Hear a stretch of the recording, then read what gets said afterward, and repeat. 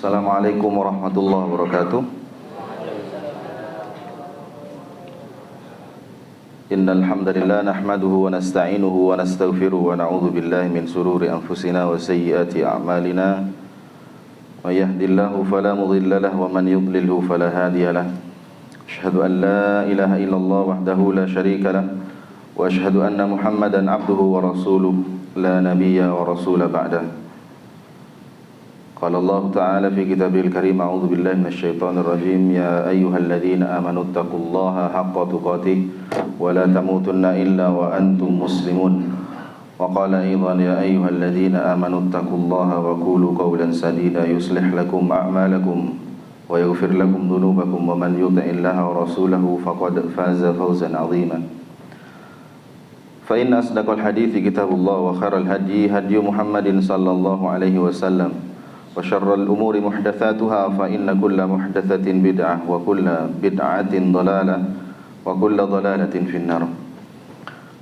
Alhamdulillah, para jamaah yang dirahmati oleh Allah Subhanahu wa taala, kita bersyukur kita masih diberikan taufik dan rahmatnya sehingga kita masih bisa berangkat ke masjid di subuh ini untuk melaksanakan ketaatan dan beribadah kepada Allah Subhanahu wa ta'ala. Salawat dan salam semoga senantiasa terlimpahkan kepada Nabi Muhammad sallallahu alaihi wasallam. Para jamaah salat subuh yang dirahmati oleh Allah Subhanahu wa ta'ala, kita masuk ke bab yang kedua, yaitu bab taubat.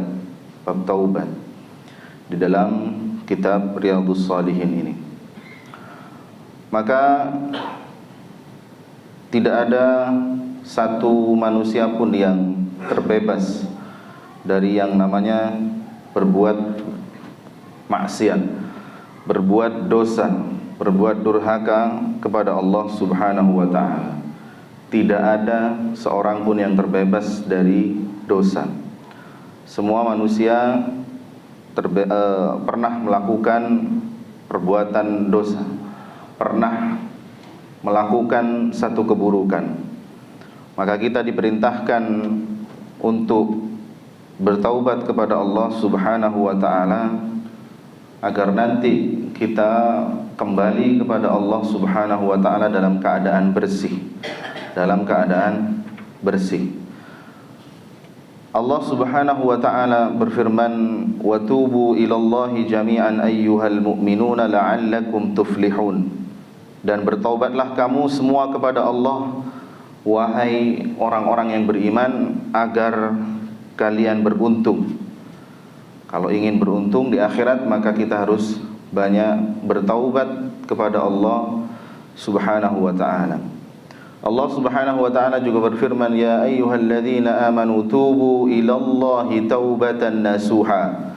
Hai orang-orang yang beriman, bertaubatlah kepada Allah dengan taubatan nasuha, taubat yang murni, taubat yang sebenar-benar taubat. Maka para jamaah yang dirahmati oleh Allah Subhanahu wa ta'ala, kita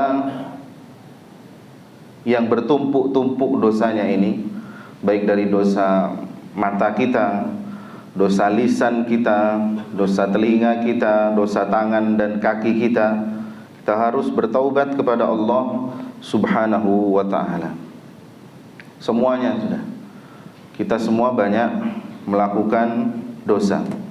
Maka para ulama menyebutkan syarat taubat. Syarat-syarat taubat.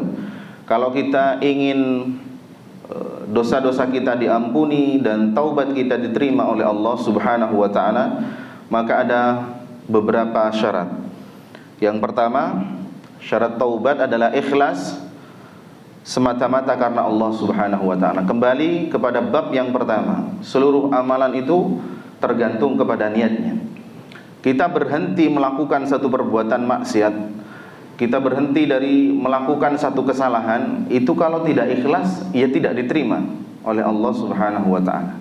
Hanya kita berhenti melakukan satu perbuatan dosa hanya karena orang tua, hanya karena mertua, kita tinggal di rumah mertua, maka kita berhenti dari satu perbuatan dosa.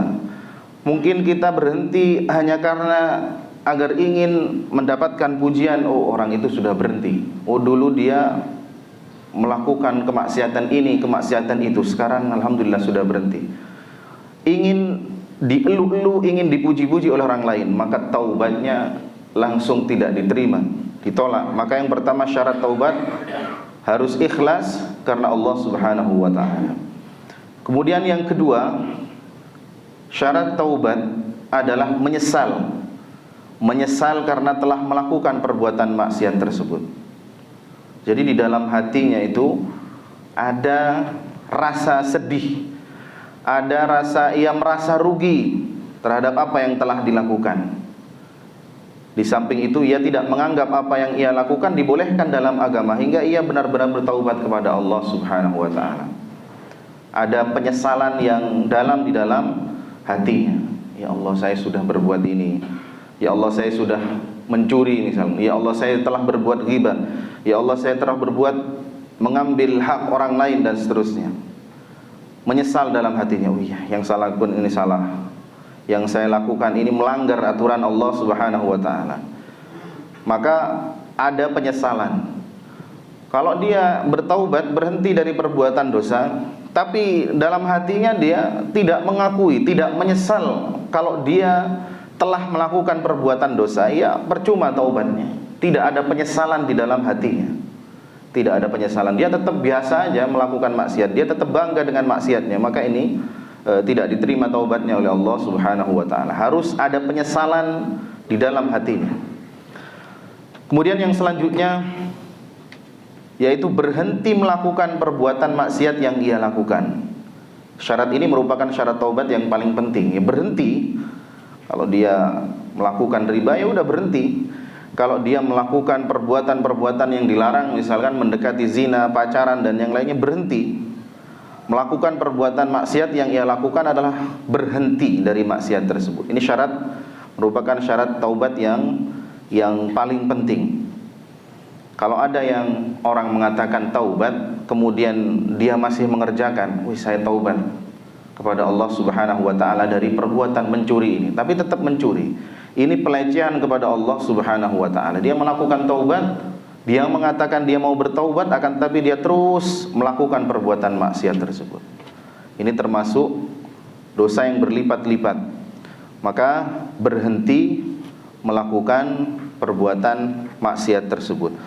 Kemudian yang selanjutnya para jamaah yang dirahmati oleh Allah Subhanahu wa taala, yang selanjutnya syarat taubat adalah punya keinginan kuat untuk tidak mengulangi lagi perbuatan dosa tersebut di masa yang akan datang. Niat sudah, bertekad, tekadnya kuat di dalam hati, wes saya nggak akan ngulangi lagi. Saya tidak akan minum khamr lagi selamanya. Saya tidak akan memakan harta haram lagi selamanya. Sudah bertekad untuk tidak mengulangi lagi. Kalau ada orang yang bertaubat, kemudian dia mengatakan saya bertaubat, nanti insya Allah tahun 2024 saya minum lagi, nanti tahun 2024 saya tak berzina lagi, maka taubatnya langsung batal sebenarnya, tidak diterima oleh Allah Subhanahu wa taala. Dia tidak bertekad untuk tidak mengulangi lagi, tapi niat untuk mengulangi perbuatan dosa tersebut. Nanti kalau saya kepepet, saya tak ngambil harta haram lagi, saya tak korupsi lagi, ya nggak diterima taubatnya, langsung ditolak oleh Allah Subhanahu wa ta'ala.